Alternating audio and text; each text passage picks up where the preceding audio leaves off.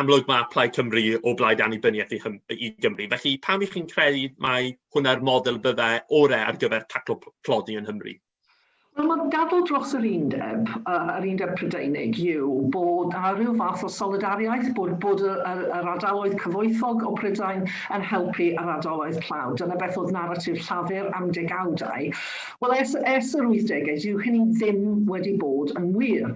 A dyn ni yn Cymru wedi pleidleisio dros pleidiau bydd eisiau gweld diwedd i poverty. Nid jyst i manage fe, ond cael gwared ohono fe'n gyfan gwbl. Ond gan bod ni heb y pwerau trethu, heb y pwerau dros y system buddsoddiadau, heb y pwerau i benthyg, i buddsoddi, dyn ni'n mewn sefyllfa lle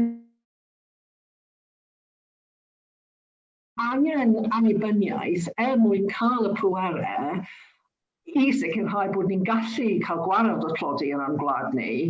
A dyn ni wedi pleidleisio dros yr 20 mlynedd diwethaf, dyn ni wedi pleidleisio dros pleidiau yn y Senedd sydd eisiau cael gwared o tlodi, ond dyw e ddim yn bosib i ni, achos bod y pwerau ddim da ni. Felly mae'n hen pryd bod ni'n cael gwared o gorfod cael yn reoli gan ceidwadwyr sydd da dim os o gwbl ynglyn â'r plant na sydd yn tyfu fyny yn tlawd, y pobl ifanc sydd methu cael swyddi, y menywod sy'n gweithio yn galed iawn mewn mwy nag un job a dal ddim yn gallu prynu sgidiau newydd i'w plant.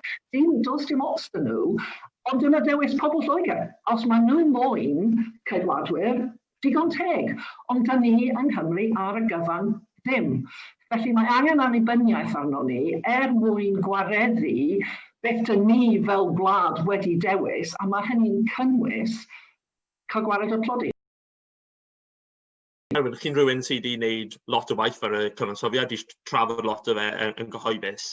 Felly, pwy math o fodel byddwch chi'n hoffi gweld, a pam ych chi'n meddwl taw hwnna bydde fwy effeithiol i daclo tlodi? Wel, i fi, licen ni weld partneriaeth go iawn rhwng y bedair wlad yn y Deyrnas Unedig, rhyw fath o system ffederal falle.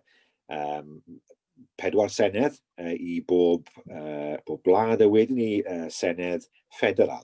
Mae chi'n neud wrth gwrs wrth sicrhau bod pawb yn gwybod yn gwmws beth yw i dyletswyddau a'i cyfrifoldebau nhw. So felly, byddwch chi'n gweud byddai'r Senedd ffederal yn edrych ar amddiffyn, y system amddiffyn, ar ffiniau mewn fideo, felly undeb ariannol hefyd, mae hwnna'n holl bwysig. A dyw ddim yn system sydd yn radical iawn, achos hwn yw'r system sydd yn bodoli mwy neu lai yng Nghanada. Mae Canada, wrth gwrs, yn wlad sydd yn neud yn dda yn ariannol, a wlad sydd yn glwm at ei gilydd. So felly, i fi, na'r ffordd i sicrhau bod ni'n gallu dangos bod yna wir bartneriaeth yn y Deyrnas Unedig, a hefyd sicrhau y manteision sydd yn dynnu yn y Deyrnas Unedig, sef wrth gwrs y ffaith bod arian yn mynd le sydd eisiau fe.